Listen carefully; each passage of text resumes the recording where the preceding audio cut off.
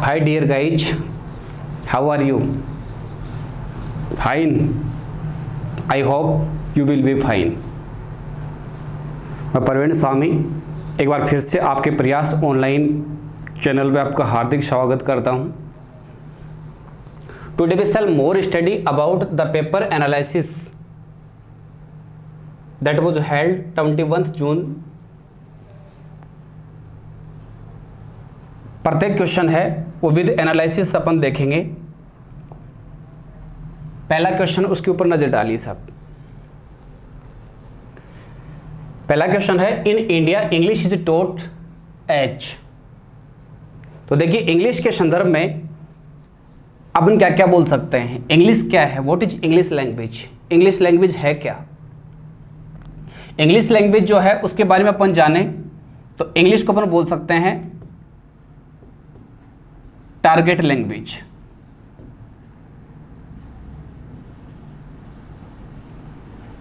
Target language इसी को अपन बोल सकते हैं एसोसिएट लैंग्वेज।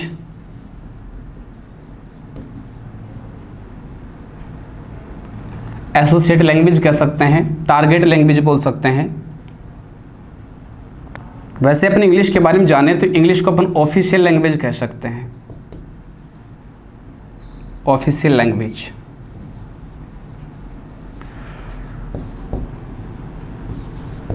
इसी को अपन लिंग्वा फ्रैंका भी बोल सकते हैं। लिंग्वा का मतलब लैंग्वेज और फ्रैंका होता है जोड़ने वाली। दूसरे देश का व्यक्ति होता है, अपने देश के व्यक्ति से अगर विचारों में आदान प्रदान करता है तो श्योरली वो कौन सी लैंग्वेज का सहारा लेंगे, इंग्लिश लैंग्वेज का सहारा लेंगे। तो आपस में विचारों में आदान प्रदान कराने वाली भाषा के रूप में अपन जाने तो वो कौन सी लैंग्वेज अपनी इंग्लिश लैंग्वेज है। ठीक है, वैसे अपन बोल सकते हैं इंग्लिश है वो क्या है, we can say it foreign language, विदेशी भाषा। English is language of Britishers. British जो लोग हैं उनकी भाषा है, जिसका स्वरूप देखने को भारत में जो मिला था वो मिला था 16th सेंचुरी में। वैसे अपन जाने इंडिया के संदर्भ में इंग्लिश के बारे में जाने तो इंडिया जो है के संदर्भ में इंग्लिश अपन जाने तो इंग्लिश को इंडिया में जो दर्जा मिला है वो कौन सी लैंग्वेज का दर्जा मिला है, सेकंड लैंग्वेज का दर्जा मिला है। Second language. फर्स्ट लैंग्वेज हमारी क्या है, हिंदी। हिंदी के बारे में बोल सकते हैं Hindi is our mother tongue, Hindi is our first language, native language. ठीक है, तो इंग्लिश के संदर्भ में अपन जाने तो इंग्लिश को क्या किसका दर्जा मिला है, second language. English is taught in India as a second language. दूसरी बात इंग्लिश जो है उसको अपन क्या बोल सकते हैं, इंडिया के संदर्भ में कंपल्सरी लैंग्वेज का दर्जा भी दे सकते हैं। लेकिन याद रखना कंपल्सरी लैंग्वेज जो है वो इंग्लिश है वो कहाँ तक है, only at school level. Only at school level. ठीक है, केवल विद्यालय स्तर पे अंग्रेजी को जो दर्जा मिला भारत में वो कौन सी भाषा का मिला है, कंपल्सरी लैंग्वेज का मिला हुआ है। After completing schooling education in India English is taught as linguistic. मतलब भाषा विज्ञान के रूप में एक ऑप्शनल सब्जेक्ट के रूप में हम किसको पढ़ाते हैं, इंग्लिश को पढ़ाते हैं। तो क्वेश्चन नंबर फर्स्ट देखना, इंग्लिश जो है वो first language, no first language नहीं है। फर्स्ट लैंग्वेज कौन सी अपनी, हिंदी है। हिंदी को हम क्या बोल सकते हैं, native language, mother tongue, first language. Third language नहीं, इंडिया में थर्ड लैंग्वेज को का तो दर्जा मिला हुआ वो किसको मिला हुआ है, संस्कृत भाषा को मिला हुआ है। ठीक है, ये पार्ट भी नहीं हो सकता। कंपल्सरी लैंग्वेज इंग्लिश है लेकिन एवरी लेवल पे नहीं है, ओनली एट स्कूल लेवल। केवल विद्यालय स्तर पे अंग्रेजी को हम कौन सी भाषा का दर्जा देते हैं, कंपल्सरी लैंग्वेज का दर्जा देते हैं। तो नो डाउट आपका आंसर होगा वो कौन सा होगा, second language. In India English is taught as a second language. भारत राष्ट्र में अंग्रेजी भाषा को पढ़ाया जाता है, वो किस भाषा के रूप में पढ़ाया जाता है, सेकंड लैंग्वेज के रूप में पढ़ाया जाता है। तो अच्छी तरह से क्वेश्चन समझ में आया। इंग्लिश के बारे में जाने तो इंग्लिश को हम क्या क्या कह सकते हैं, target language, associate language, official language, lingua franca, foreign language, traditional language बोल सकते हैं। ठीक है, विंडो ऑफ द वर्ल्ड। वैसे अपन इंग्लिश को अपन जाने तो क्या बोल सकते हैं, English is window of the world. Window of the world. Window of the world से तात्पर्य क्या है, मतलब ऐसी खिड़की जिसमें खड़ा होकर अपन संसार देख सकते हैं। अर्थात आप अंग्रेजी भाषा के रूप में अगर ज्ञान रखते हैं तो विश्व के किसी भी कोनों में आप विचारों में आदान प्रदान करने में समर्थ होते हैं। वो किससे समर्थ होते हैं? इंग्लिश लैंग्वेज की मदद से समर्थ होते हैं। ठीक है जी। नेक्स्ट क्वेश्चन देखिए, question number second. Question number second है वो क्या है? इसका फोनेटिक ट्रांसक्रिप्शन पूछा हुआ है। घी, क्या बोलते हैं अपन? घी बोलते हैं। बट याद रखना, अकॉर्डिंग टू फोनेटिक ट्रांसक्रिप्शन या आईपी अपन जाने, उसमें आईपी के अनुसार देखें तो घ की साउंड कहीं नहीं होती। ठीक है, ख की साउंड नहीं होती है, झ जो होता है झ की साउंड नहीं होगी, छ जो होता है उसकी साउंड नहीं होती, ये वगैरह जो होता है उसकी साउंड नहीं होती, ध की साउंड नहीं होती, भ की साउंड नहीं होती। तो इस प्रकार के अगर मान लो अक्षर जो हैं वो जनरली अपने इंडियन इंग्लिश के रूप में अगर काम में लेते हैं तो उसको इससे पहले अक्षर की साउंड में उच्चारित किया जाता है। जैसे घ जो है तो घ को हम किस सिंबल के रूप में लिखेंगे? ग के सिंबल के रूप में। ख है तो किस में लिखोगे? क के रूप में। झ को किस में? ज के रूप में। ध को द के, भ को ब आ गया, और छ है तो इसको किस रूप में लिखते हैं अपन? च के साउंड में लिखते हैं। ठीक है जी। तो इसको अपन हिंदी, अगर इसको अपन देखें कि हिंदी में इसको ब्रेक करें तो इसको ऐसे लिखा जाएगा ग प्लस ई, और ई कैसी है? बड़ी है। तो ग का सिंबल जो होता है वो क्या होता है? जी होता है। ई बड़ी है तो इसका मतलब इसको सिंबलाइज करेंगे इस तरीके से, तो आपका करेक्ट आंसर होगा वो कौन सा होगा? ए पार्ट होगा। घी नहीं होता, घी। कैसे बोलोगे? घी, इस तरीके से बोलोगे आप। ठीक है जी। नेक्स्ट क्वेश्चन के ऊपर नजर डालिए। Which one of the following is not a common feature of the direct method? Direct method जो है उसमें कॉमन फीचर कौन सा है? पहला जो है वो है emphasise on the oral language. Emphasise on the oral language मतलब ओरल लैंग्वेज वाला जो पार्ट होता है उसके ऊपर जोर देती है। ठीक है। Intensive speech practice, exclusive use of the new language, intensive reading practice. देखिए जनाब, इसमें आपका करेक्ट आंसर कौन सा होगा? Emphasise on the oral language मतलब बोलने से संबंधित भाषा का जो मैटर है उसमें क्या करती है? जोर डालती है। Intensive speech practice, speech training, उसके ऊपर जोर देती है। Exclusive use of the new language, ठीक है, नई जो भाषा उसका अच्छी तरह से प्रयोग करती है। इंटेंसिव रीडिंग प्रैक्टिस, देखिए साहब, रीडिंग के ऊपर जोर देती है, नहीं स्पीकिंग के ऊपर जोर देती है। तो आपका नोट ए कॉमन फीचर वाला जो पार्ट उसमें सही आंसर होगा वो कौन सा होगा? इंटेंसिव रीडिंग प्रैक्टिस जी। नेक्स्ट क्वेश्चन उसके ऊपर देखिए, वेस्टिज वाला पार्ट दे दिया, इसका फोनेटिक ट्रांसक्रिप्शन पूछा हुआ है। तो फोनेटिक वाला जो पार्ट होता है उसमें मैंने आपको खूब क्लासरूम में अच्छी तरह से एक एक पार्ट को एनालिसिस करके बताया था। आप इसका सरल तरीका अपन देखें तो आप इसको क्या करें? फोनेटिक ट्रांसक्रिप्शन जब करते हैं तो इसको हिंदी में ब्रेक कर लीजिए। व प्लस ए वाला पार्ट है, इसको अपन क्या बोलते हैं? डिप्थोंग बोलते हैं। उसके बाद में फिर क्या गया? से प्लस टे प्लस ई प्लस जे जी। क्या बताया था मैंने कहीं भी आपको? क्यू से किसकी साउंड निकले? वे की साउंड निकले। डब्ल्यू से किसकी साउंड निकले? वे की साउंड निकले। ठीक है, उसको वे की ध्वनि से बोलेंगे। तो मैंने खूब अच्छी तरह से आपको बताया था कि उसको अपन मार्क करते हैं, किससे करते हैं? डब्ल्यू से मार्क करते हैं। यानी वी को छोड़कर अगर किसी अन्य लेटर से अगर कॉन्सोनेंट्स वे की साउंड जो निकलती है तो उसको अपन मार्क करेंगे, किससे? डब्ल्यू से मार्क करेंगे। राइट जी। तो इसको अपन कैसे लिखेंगे? क्या लिखा? वे के लिए सिंबल कौन सा गया? डब्ल्यू। ए क्या है? डिप्थोंग है। दो प्योर वोवल मिलकर आपस में अगर डिप्थोंग का निर्माण करते हैं तो वो कभी भी बड़ी मात्रा के रूप में नहीं होंगे, दोनों के दोनों छोटे के रूप में होंगे, छोटी मात्रा के रूप में होंगे। तो ए भी क्या होगा? छोटी, और ई वाला पार्ट है वो भी क्या होगा? छोटी। ठीक है, तो यहाँ पे इसको अपन लिखेंगे तो कैसे लिखेंगे? इस तरीके से लिखेंगे, वही से। ठीक है, एस से कहीं भी किसकी ध्वनि निकले? से की, या फिर सी से से की ध्वनि निकलती है तो उसके लिए सिंबल सिर्फ एस ही होता है। तो यहाँ पे कौन क्या लिखा आपने? एस लिख दिया। टे का सिंबल ये वाला आ गया, इज वाला पार्ट है ये, और जय कौन सा आएगा इसमें? ये वाला जय आएगा जी। देखो इसमें एक साथ आपको इसमें दो तीन बातें और बताऊं आपको। एक तो क्या है? AGE, बहुत से वर्ड्स होते हैं जिनके अंत में AGE आता है, जैसे पोस्टेज, वेस्टेज, कैबेज, बैगेज,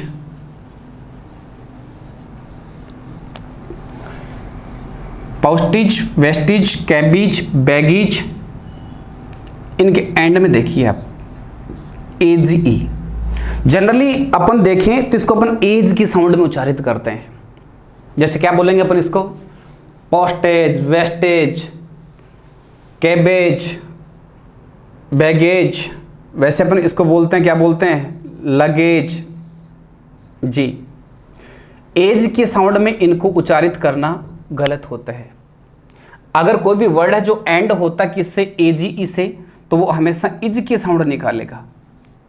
और इज का सिंबल है वो कौन सा है, इसको सिंबलाइज करेंगे तो कैसे लिखेंगे अपन, इस तरीके से लिखेंगे।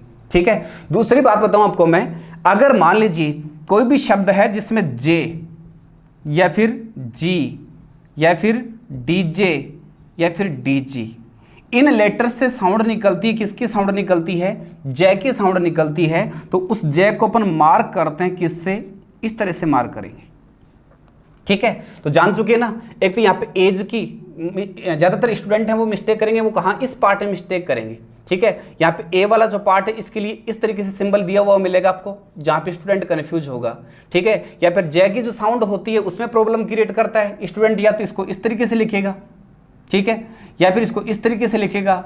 दोनों तरीके से लिखना क्या होगा, गलत होगा। इसमें तो गलती क्या होगी, इसमें दोनों पार्ट में गलती, इस जेड वाला पार्ट उसमें गलती हो गई, ठीक है, इसमें भी गलती हो गई, और इसमें क्या है, यहाँ पे इस पार्ट में क्या हो गई, गलती हो गई। तो इसका करेक्ट आंसर होगा वो कौन सा होगा, एक ये वेस्ट नहीं होता, वेस्ट होता है, वेस्ट, वेस्ट बोलेंगे अपन इसको। ठीक है, तो वेस्टिज, वेस्टिज वाला पार्ट अपन देखें तो इसमें करेक्ट आपका आंसर होगा वो कौन सा होगा, 4 नंबर होगा, वेस्टिज। इस तरीके से लिखेंगे अपन। ठीक है जी। नेक्स्ट क्वेश्चन देखें। एक साथ मैंने क्या कर दिया, इसमें 3 वर्ड हैं उनको इंक्लूड कर दिया, कि 3 वर्ड हैं उनका फोनेटिक ट्रांसक्रिप्शन करना है। माफी चाहूंगा, इसमें ऑप्शन नंबर 4 जो है इसके टाइपिंग मिस्टेक हो गई। तो इसमें ए वाला जो पार्ट होता है वो क्या नहीं होता, एक डिप्थोंग नहीं होता। सही जो रूप होता है इसका वो कौन सा होता है, औ होता है, औ। और औ को अपन प्रेजेंट करते हैं, रिप्रेजेंट करते हैं, वो किससे रिप्रेजेंट करेंगे, इससे रिप्रेजेंट, इस तरीके से रिप्रेजेंट करेंगे। गौ वाला पार्ट है। ठीक है, तो ये क्या होता है, गौ नहीं होता, गौ होता है। नो नहीं होता, नौ होता है। और एगो नहीं होता, अगौ होता है। ठीक है, तो ये अपन देखें, सही आंसर अपन जाने तो कौन सा होगा आपका, 4 नंबर ऑप्शन होगा, गौ, नौ, अगौ। यहाँ पे आप स्ट्रेस भी लगा सकते हैं इसमें। ठीक है जी। आगे देखें, एक आ गया अपना विलेज वाला।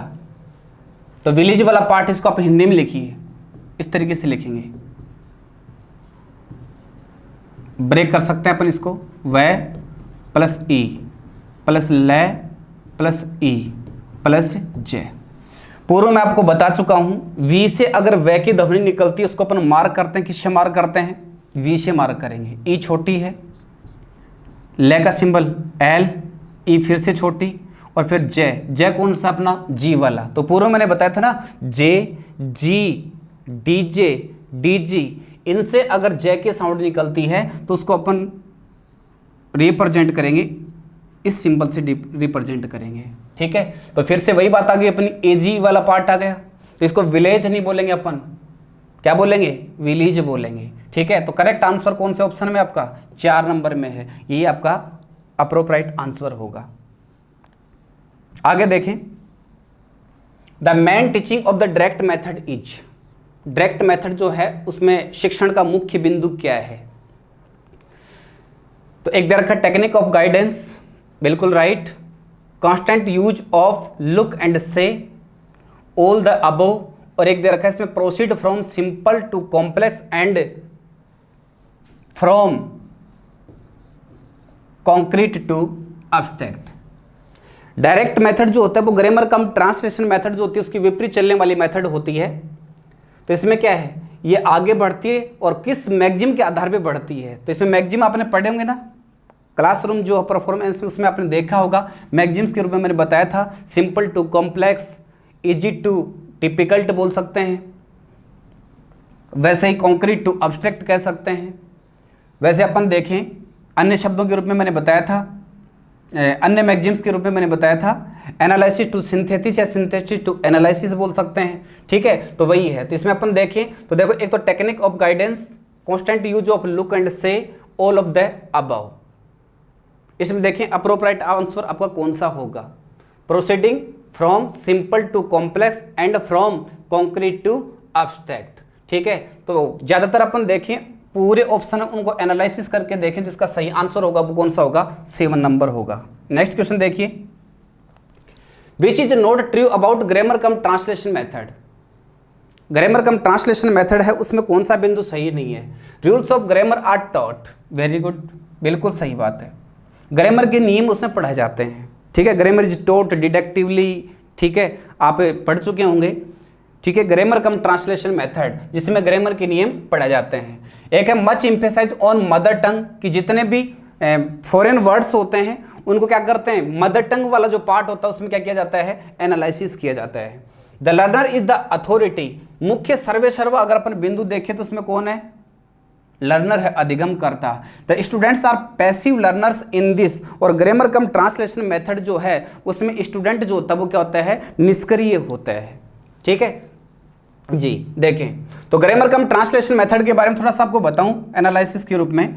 ग्रामर कम ट्रांसलेशन मेथड जो है इसको अपन बोल सकते हैं the oldest method, traditional method, Persian method, unnatural method, unpsychological method. जिसमें स्टूडेंट है वो सर्वे सर्वा नहीं होता, टीचर सर्वे सर्वा होते हैं। जितने भी विदेशी भाषा के शब्द होते हैं उनको अपनी मातृभाषा में एनालिसिस किया जाता है, और वो भी कौन करता है, टीचर करता है, ठीक है। और टीचर जो है काम सिर्फ टीचर करता है, स्टूडेंट होते हैं बिल्कुल पैसिव होते हैं, वो निष्क्रिय हो जाते हैं। इसमें सही आपका आंसर होगा वो कौन सा होगा, 3 number. The learner is the authority, authority learner नहीं होता, अथॉरिटी कौन होता है, टीचर होता है। The teacher is authority in this method, इस मेथड में सर्वे सर्वा कौन होता है, शिक्षक होता है जी। ये वाला पार्ट है विमेन वाला, ये सिंगुलर फॉर्म के रूप में होता है तो इसको ऐसे लिखा जाता है, पता ही आपको। ब्रेक कर लीजिए इसको आप हिंदी में, वह प्लस ऊ प्लस मैं प्लस ए और न। वह का सिंबल डब्लू, ऊ मैं, इस तरीके से ये होगा। लेकिन जब ये प्लूरल फॉर्म के रूप में होता है तो इसको हिंदी में लिखा जाएगा विमेन, ऐसे क्या लिखोगे, विमेन वाला पार्ट लिखोगे जी।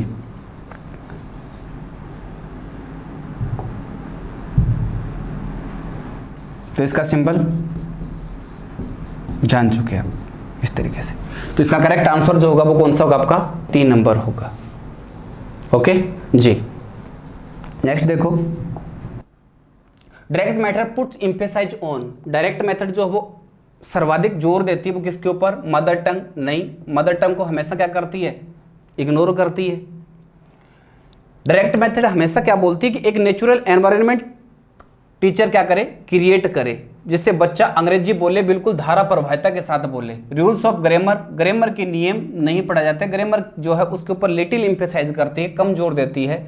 दूसरी बात क्या, ट्रांसलेशन इन हिंदी या मदर टंग, ठीक है। ये तीनों की तीनों जो कैरेक्टरिस्टिक्स हैं, इसकी विशेषताएं जो ये पार्ट आ गई, ये तीनों की तीनों जो विशेषताएं हैं वो है grammar cum translation method, grammar cum translation method की। तो इसमें अप्रोप्रिएट आपका आंसर होगा वो कौन सा होगा, 4 नंबर होगा।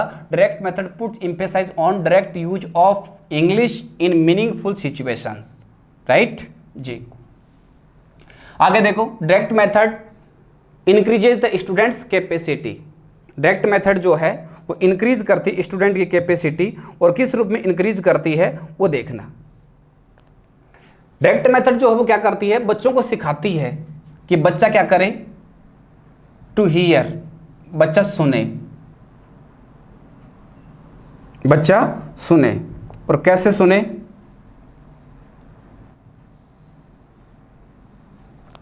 ऑलरेडी इसमें दे रखा है एक्यूरेटली। दूसरा है, दूसरा बिंदु अगर अपन इसमें जाने कि बच्चा क्या करे, टू स्पीक, बोले, और कैसे, प्रॉम्प्टली, प्रॉम्प्टली मतलब फ्लुएंटली, धारा प्रभावता के साथ। टू अंडरस्टैंड, ये मुख्य 4 विशेषताएं हैं। स्विफ्टली, बच्चा समझे, बिल्कुल सरलता से, सहजता से समझे। और एक है टू रिकॉल, इमीडिएटली, जो भी चीज पूछे तो उसका जवाब दे, वो बिल्कुल तुरंत प्रभाव से दे। मुख्य रूप से 4 बिंदु रखिए, 4 बिंदु देखिए कि डायरेक्ट मेथड है वो क्या करती है, स्टूडेंट की कैपेसिटी इंक्रीज करती है। किस प्रकार से कि बच्चा बोले, कैसे बोले, प्रॉम्प्टली, अंडरस्टैंड स्विफ्टली, और टू रिकॉल इमीडिएटली। तो वैसे क्या गया, टू हियर, बच्चा सुने, कैसे सुने, एक्यूरेटली, बिल्कुल ठीक तरीके से सुने। राइट। नेक्स्ट क्वेश्चन देखिए, आईपी स्टैंड फॉर। तो आईपी जो है इसको अगर अपन देखें स्टैंड फॉर, तो इसको 2 तरीके से अपन देख सकते हैं, इंटरनेशनल फोनेटिक अल्फाबेट, एक तो ये पार्ट आ गया अपना, और एक ये भी आता है। कई बार अगर मान लो इंटरनेशनल फोनेटिक अल्फाबेट अगर नहीं दे, इस तरीके से दे दे, इंटरनेशनल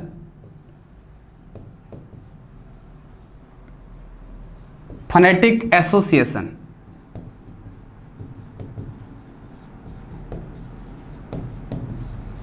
दोनों सही हैं, both are correct. International phonetic alphabet वाला पार्ट अपन जाने, ये भी सही है, और दूसरा क्या है, इंटरनेशनल फोनेटिक एसोसिएशन, ऐसा बोलेगा तो भी सही है। अब आप ये सोच रहे होंगे कि सर दोनों ऑप्शन में दे दिया जाए तो क्या करेंगे। तो दोनों ऑप्शन में अगर दिए जाते हैं तो श्योरली वो पर्सन डिलीट होगा, या तो इसके लिए ऑप्शन मिलेगा फिर आपको बोथ, कि both A and B, B and C, जो कुछ भी दिया होता है जिस प्रकार से ऑप्शन वाला पार्ट है। बोथ वाला पार्ट अगर नहीं देता है तो फिर दोनों के दोनों करेक्ट ही है, दोनों के दोनों लॉजिकल पार्ट हैं, तो वो पर्सन श्योरली क्या होगा, डिलीट होगा। ऐसा नहीं कि इसमें प्रेफरेंस किस पार्ट को देंगे, ग्रामर की भांति ऐसा इसमें कुछ नहीं है। तो इसमें सही आंसर आपका जो होगा वो कौन सा होगा, इंटरनेशनल फोनेटिक अल्फाबेट, ये आंसर होगा। और जितने भी साउंड सिस्टम है उनका जो निर्धारण करता है, जो भी साउंड हैं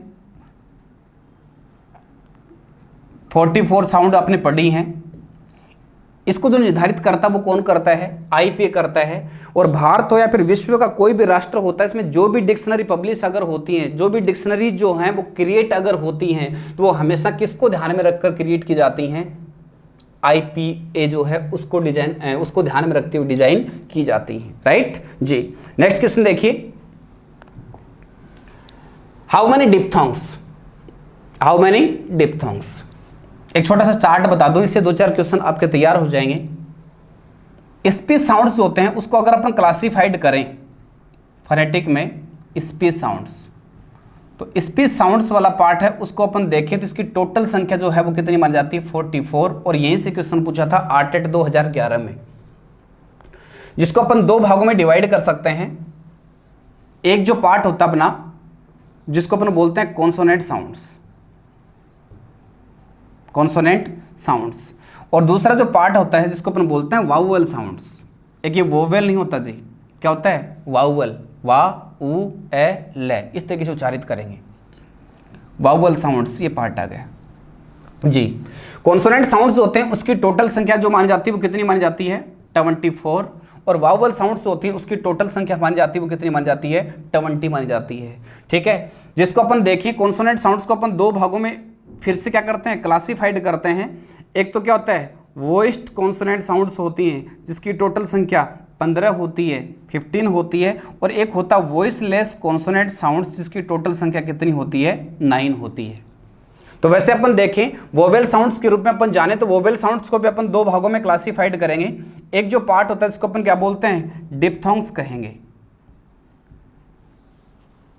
क्या कहोगे, सॉरी पहले मोनोथोंग्स लिख देते हैं। एक जो पार्ट है वो तो क्या होता है अपना मोनोथोंग्स,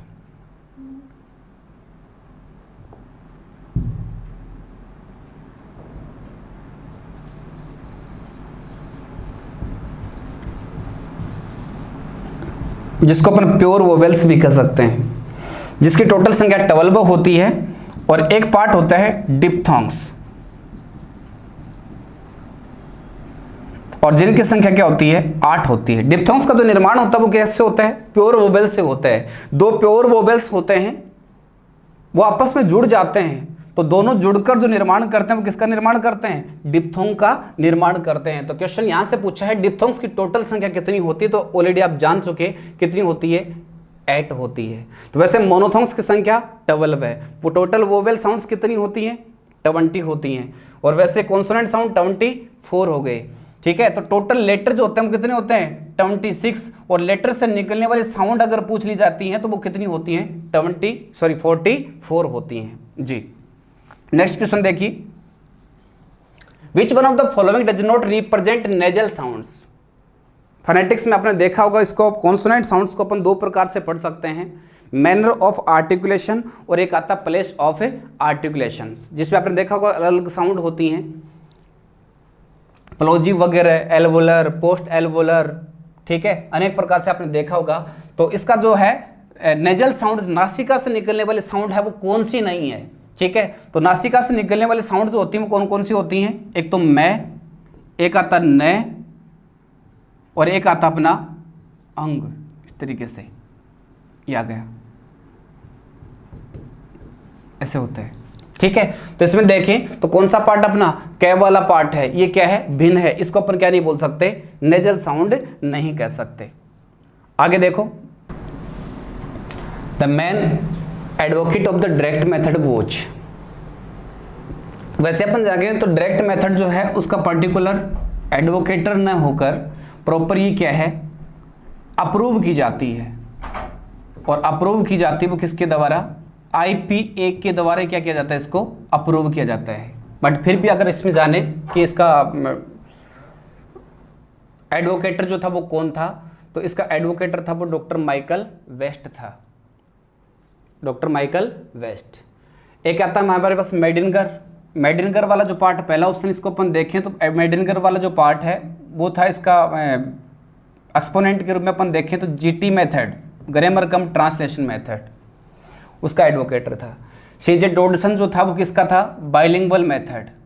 और ये जो क्वेश्चन जो था वो पूछा हुआ है 2016 में, लेवल लैंग्वेज टेस्ट इंग्लिश के रूप में पूछा हुआ है कि who was the exponent of bilingual method. तो वो कौन था, professor CJ Dodson of Wales, bilingual method. एक है हैरोल्ड पामर, और हैरोल्ड पामर जो है वो substitution table method, substitution table method का एक्सपोनेंट माना जाता है, एडवोकेटर बोल सकते हैं, टेबल मेथड जी। तो क्या देखें अपन, मेडिंगर वाला जो पार्ट है, मेडिंगर जो है वो क्या था, एडवोकेटर था, एक्सपोनेंट था किसका, ग्रामर कम ट्रांसलेशन मेथड। इसके अलावा कुछ और भी होते हैं, कौन कौन से देखना, ग्रामर कम ट्रांसलेशन मेथड जो है उसके एक्सपोनेंट है वो कौन कौन से हैं, एक तो है जॉन शीडन स्टीकर, एक बोलेंगे अपन HS ओलेन, जॉन मेडियनगर,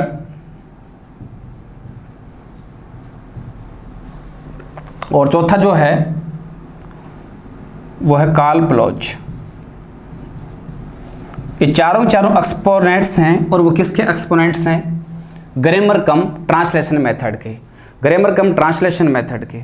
कौन कौन से, जॉन सीडन स्टीकर, दूसरा कौन सा है HS ओलेन, तीसरा जॉन मेडियनगर, और एक है कार्ल प्लोच। ये चारों के चारों एक्सपोनेंट है किसके हैं, ग्रामर कम ट्रांसलेशन मेथड के एक्सपोनेंट हैं, ठीक है। वैसे अपन CJ डॉडसन जाने तो बाइलिंगुअल मेथड, हैरोल्ड पामर जो है वो कौन से मेथड का एडवोकेटर है, डिवाइजर है, सब्स्टिट्यूशन टेबल मेथड जी। तो आपका करेक्ट आंसर होगा वो कौन सा होगा, डायरेक्ट मेथड का जो एडवोकेटर था वो कौन था, माइकल वेस्ट। नेक्स्ट देखिए, एक दे दिया हार्ट,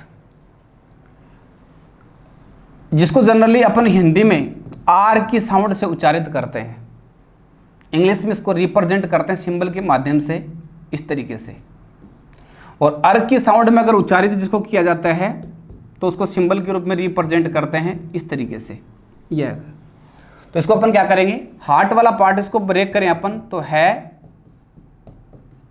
इस तरीके से आ गया। तो इसका फोनेटिक जो करेक्ट ट्रांसक्रिप्शन होगा वो किस तरीके से होगा, इस तरीके से, जो कौन से ऑप्शन में दे रखा है 2 नंबर में, ये आपका करेक्ट आंसर होगा। नेक्स्ट देखो, हाउ मेनी प्लोजीव, प्लोजीव के रूप में कौन कौन से आते हैं, ग्रुप में बताया था मैंने आपको याद करने के लिए, पब, टड, कग, पब, टड, कग, इस तरीके से आता है, ये आ गया जी। पै का सिंबल पता ही है, बैगा,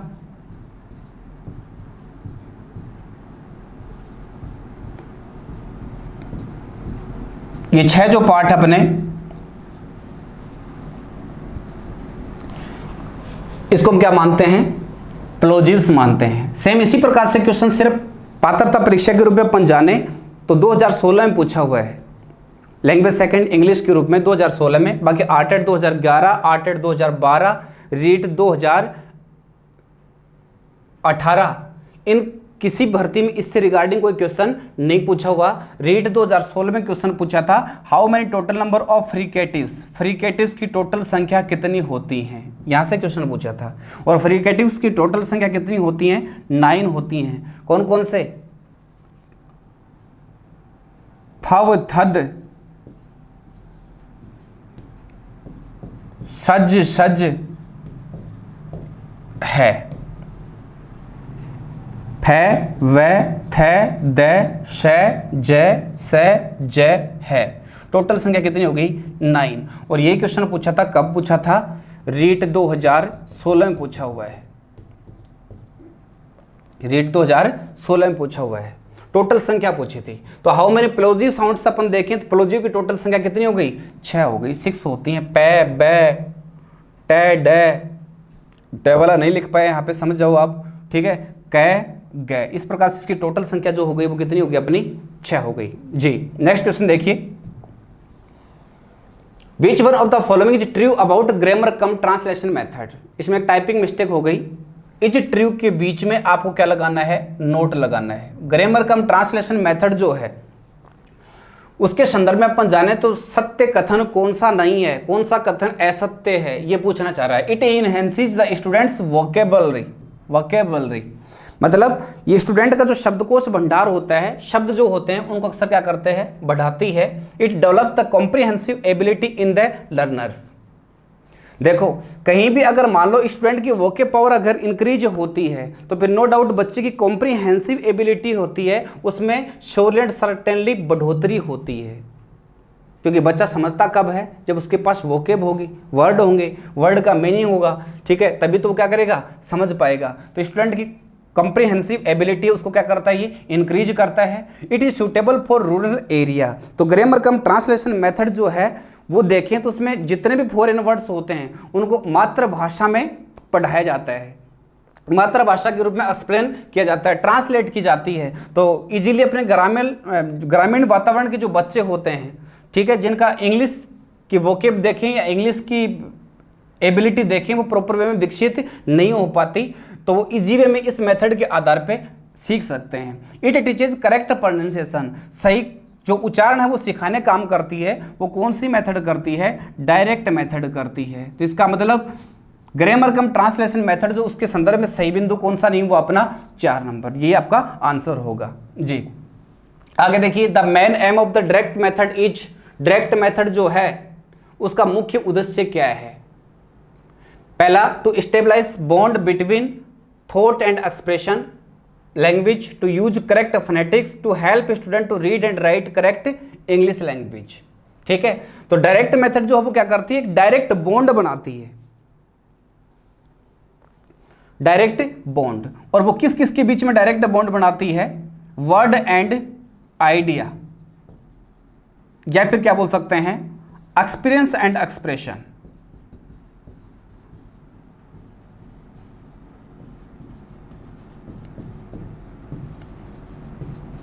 जी बिल्कुल सही बात है। दूसरी बात अपन देखें, टू यूज करेक्ट फोनेटिक्स, मतलब सही उच्चारण सिखाने का काम करती है, वो कौन सी मेथड करती है, बिल्कुल डायरेक्ट मेथड करती है। और स्टूडेंट रीड और राइट जो है इंग्लिश को अच्छी तरह से कर सके उसमें मदद करने वाली जो मेथड वो कौन सी है, डायरेक्ट मेथड। तो सही आंसर होगा वो कौन सा होगा आपका, ऑल ऑफ अबव। नेक्स्ट देखिए, एक दे रखा अपना टुडे। जनरली इसको अपन टुडे बोलते हैं, लेकिन टुडे नहीं होता, इसका सही उच्चारण होता है टडाई। क्या बोलोगे, टडाई। इस तरीके से हिंदी में ब्रेक करो इसको, टे ए डे ए, इस तरीके से। तो टे का सिंबल टी, ए का सिंबल ये आ गया, डे का सिंबल और ए, इस तरीके से। जो कौन से ऑप्शन में है, 2 नंबर में, यही आपका करेक्ट आंसर होगा। तो इसको आप टुडे पढ़ने की गलती न करें, इसका सही उच्चारण जो होता है वो क्या होता है, टडई होता है। Grammar cum translation method came in India with. Grammar cum translation method जो है वो अंग्रेजों के साथ भारत में आई थी, और अंग्रेजों का भारत में स्वरूप देखने को मिलता है वो 16वीं सेंचुरी में देखने को मिलता है। ईस्ट इंडिया कंपनी की स्थापना, उद्देश्य क्या था, दिखावटी व्यापार था, और अंदरूनी क्या था, शासन करना। उन्हीं के साथ ग्रामर कम ट्रांसलेशन मेथड जो है वो भारत आई थी। और वैसे अपन देखें, एक जनरली आपको क्वेश्चन पूछूं कि आज कल अपन देखें तो इंटरनेशनल लैंग्वेज के रूप में जो पढ़ा जाता है वो किसको पढ़ा जाता है, इंग्लिश को। इसके पीछे वजह क्या है कि सिर्फ भारत नहीं था जो अंग्रेजों का अधीनस्थ रह चुका, विश्व के अधिकतर राष्ट्र या अधिकांशतर राष्ट्र अपन देखें वो अंग्रेजों के अधीनस्थ राष्ट्र रह चुके हैं। अंग्रेजों की खास बात रही कि वो जहाँ जहाँ गए, जहाँ जहाँ शासन किया, तो उन्होंने एक सेकंड लैंग्वेज के रूप में देखें, या फिर वहाँ के लोग जो हैं उनकी बीच में विचारों में संपर्क या साधने हेतु अपन देखें तो उन्होंने इंग्लिश लैंग्वेज को क्या कर दिया, पाठ्यक्रम में लागू कर दिया, जोड़ दिया। तो विश्व के अधिकतर राष्ट्र अगर देखें, मदर टंग के अलावा सेकंड लैंग्वेज के ज़्यादातर अगर जानकार होते हैं वो किसके होते हैं, इंग्लिश के होते हैं। और इसी वजह से इंग्लिश को दर्जा मिला किसका, इंटरनेशनल लैंग्वेज का। ठीक है, तो ये किसके साथ आई थी, अंग्रेजों के साथ आई थी। ये इसका अप्रोप्रिएट आंसर होगा। ओके, आगे देखो, direct method is also called, direct method जो है इसको अपन क्या बोल सकते हैं, नेचुरल मेथड। और इसी को आप कह सकते हो reformed method. Grammar cum translation method है वो है अननेचुरल मेथड, और उसी में सुधार करते हुए जो मेथड आती है वो कौन सी आती है, डायरेक्ट मेथड आती है। सुधार करती है तो इसको अपन नाम देते हैं क्या, रिफॉर्म्ड मेथड। और ग्रामर कम ट्रांसलेशन मेथड क्या है, अननेचुरल, और ये क्या है, नेचुरल मेथड है। तो इसमें ऑप्शन देखिए कौन सा पार्ट अपना, 3 नंबर जी। नेक्स्ट देखिए, स्पेलिंग में थोड़ी सी स्पेल्ड कर रखी है, ए को रिमूव करना पड़ेगा। इसको कोई वेडनेसडे बोलता है, कोई वेडनेसडे बोलता है, अलग अलग तरीके से इसको उच्चारित करते हैं, काफ़ी कन्फ्यूजेबल होता है, दिखने में बहुत कठिन भी लगता है, लेकिन बिल्कुल सरल सा है ये। इसका उच्चारण जो देखें हिंदी में तो इसका उच्चारण इस तरीके से होता है, यहां लिख देता हूं, वेंजडे जी। तो जहां भी डब्ल्यू से वे की ध्वनि निकलती, सिंबल कौन सा हो गया, डब्ल्यू। ए है तो ए का सिंबल ई होता है, न का सिंबल एन, और यहाँ पे जे आएगा वो कौन सा आएगा, जेड वाला, डे, और ये ए ही है लास्ट में, ये आ गया। तो इसका सही उच्चारण जो होगा वो क्या होगा, वेंजडई होता है। और वेंजडई जो वो कौन से ऑप्शन में दे रखा है, 2 नंबर ऑप्शन में, ये आपका अप्रोप्रिएट आंसर होगा। आगे, phonetic is the study of, phonetic जो है वो अध्ययन होता है। 2 वर्ड आते हैं हमारे पास, एक तो क्या होता है फोनोलॉजी, और एक आता है फोनेटिक्स। दोनों शब्दों का रूप अपन देखें तो फोनोलॉजी जो शब्द बना वो किससे बना है, फनेम प्लस ICS, सॉरी लोगोश।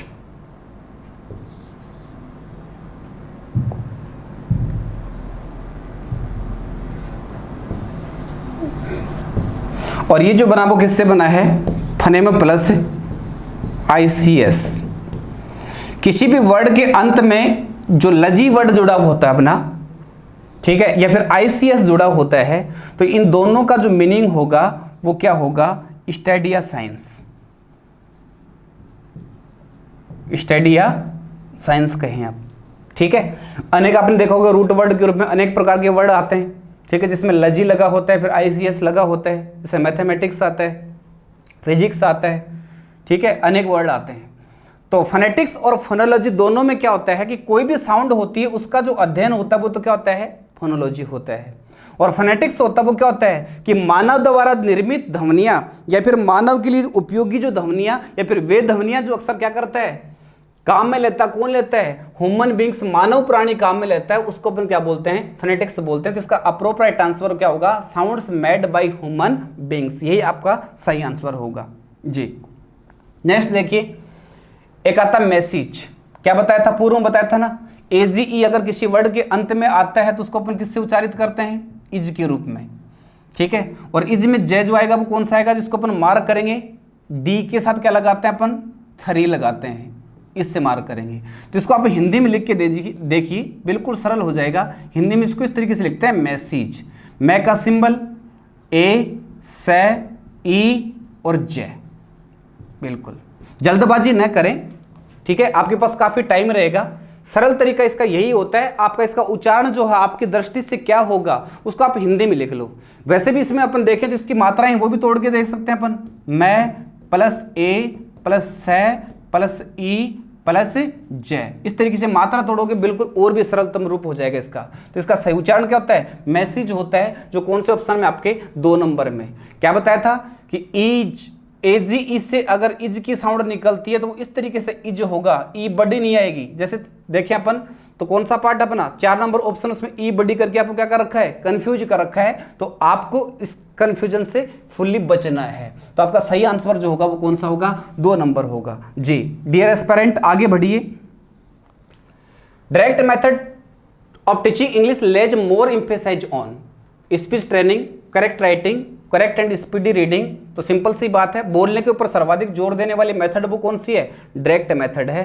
ठीक है, तो आपका सही आंसर होगा वो क्या होगा, स्पीच ट्रेनिंग, या फिर क्या बोल सकते हैं, ओरल वर्क भी कह सकते हैं। यह गया।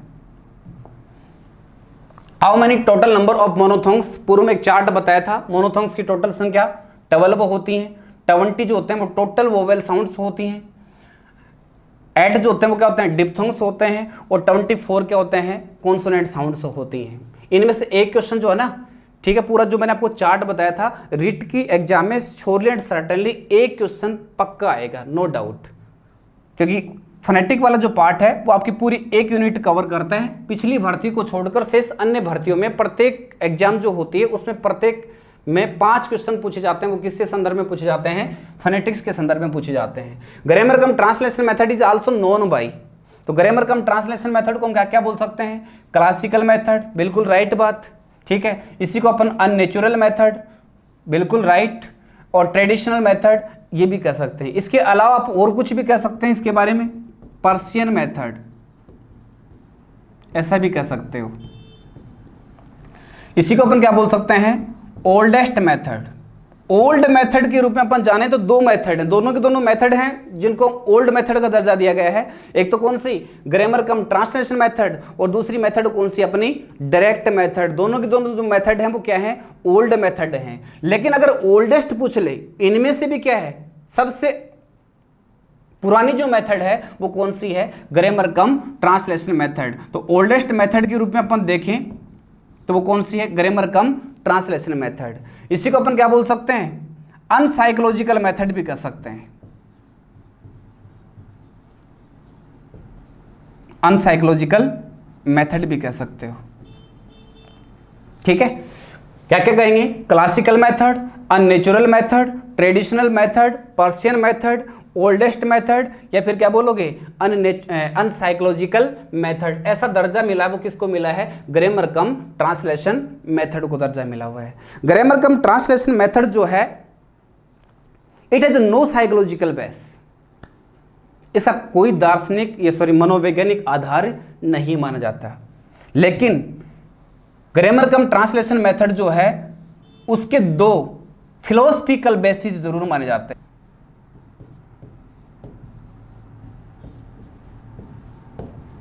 दो हैं, क्या? Philosophical basis. जी,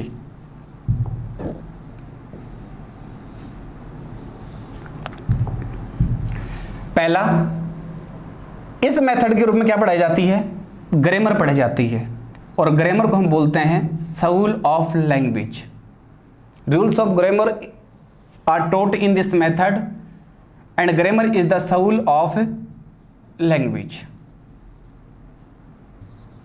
भाषा की आत्मा हम किसको मानते हैं? ग्रामर को, क्योंकि ग्रामर एक ऐसा विषय वस्तु है जिससे अपन शुद्ध लिखना, शुद्ध पढ़ना, शुद्ध बोलना, भाषा में शुद्धता अगर सीखते हैं वो अपन किससे सीखते हैं? ग्रामर से सीखते हैं। दूसरी बात क्या है, इसमें क्या है? मदर टंग का प्रयोग किया जाता है, मातृभाषा का। ठीक है, तो मदर टंग जो है, किसी भाषा को सीखने के लिए अगर मातृभाषा का प्रयोग अपन करें तो सीखने में काफ़ी आसानी होती है। ठीक है, तो ये 2-3 बात और बता दी इसके बारे में। जी, आगे बढ़िए। डिप्थोंग जो होता है वो क्या होता है? प्योर वोवेल्स नहीं, मोनोथोंग्स बोलते हैं। टू सेम साउंड्स, साउंड्स देखना, इसको, इस ऑप्शन को ध्यान से देखना आप। और एक है combination of two pure vowels, और यही प्रश्न पूछा था, वो कब पूछा हुआ है?